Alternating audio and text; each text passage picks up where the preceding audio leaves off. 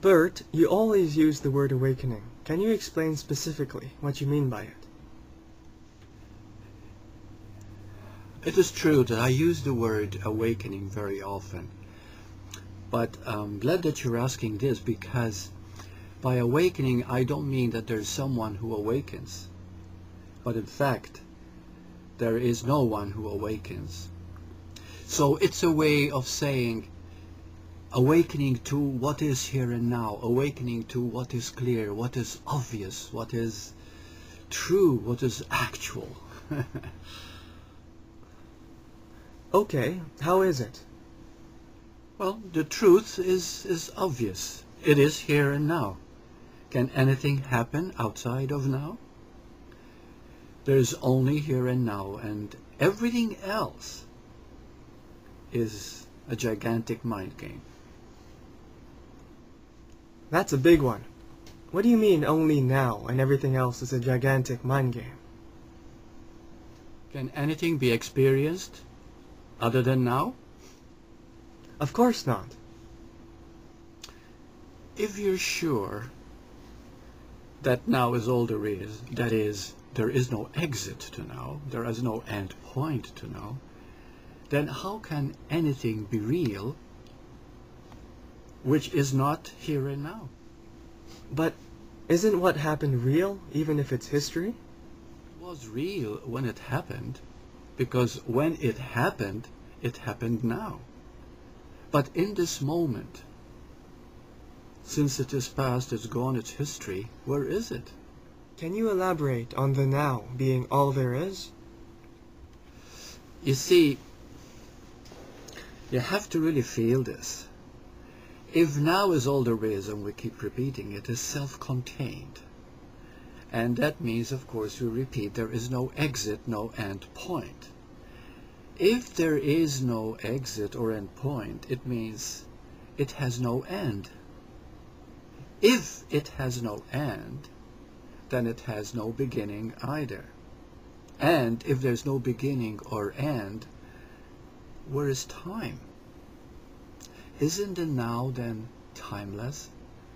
And this makes us see the infinite possibilities of this incredible now that we've taken for granted. I am still uncertain and confused. What about the God, love, joy, peace, meaning, the I am mentioned in advanced teachings? Yes, it is all the things that you have mentioned, and now is all that. But you have to feel it. You have to go into it and feel the incredible reality of that. You are this now itself. And this is when you begin to get a glimpse of how incredible your being really is. For example, ask yourself right now, what am I? Really? Stop and really ask yourself this. You know, you close your eyes, you become very still. What am I? Then you open your eyes, and all you are is a vast field, an open space, pure awareness. There is no limit to this awareness that you are. And therefore, it is freedom itself, it is peace itself, it is love itself, because it is connected to all. It is oneness, and it is everything that we've ever wanted. Because while it seems to be empty space, yet when we are in that empty space and accept it, isn't that a fullness?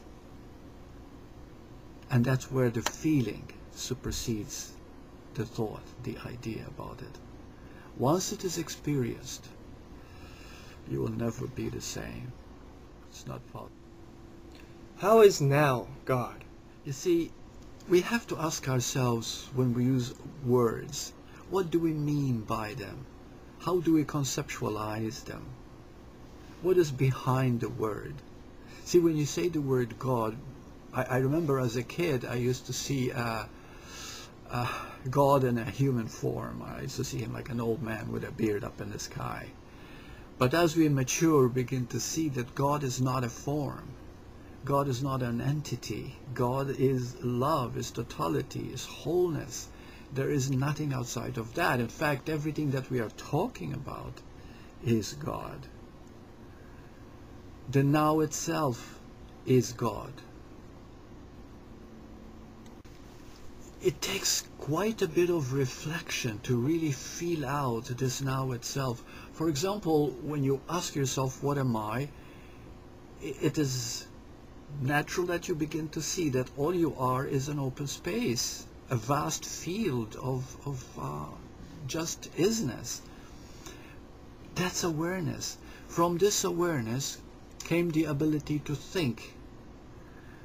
And from thought, from this came consciousness. Consciousness emerged from awareness. And then the two are really one, work as one.